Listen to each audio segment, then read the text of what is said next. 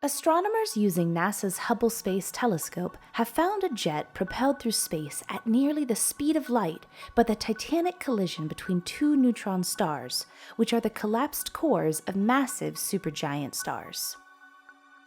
The explosive event observed on August 17, 2017, was the first combined detection of gravitational waves and gamma radiation from the merger of binary neutron stars.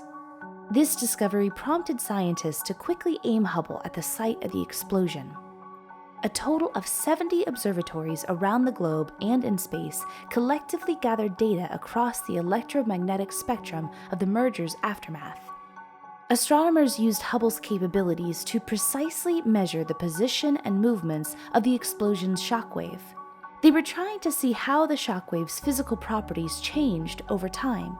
Combining Hubble observations with that of several other telescopes allowed researchers to pinpoint the explosion site 130 million light-years away.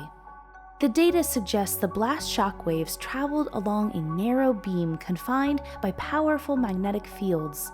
The resulting jet smashed into and swept up material in the surrounding interstellar medium. This material included a mass radiation through which the jet emerged.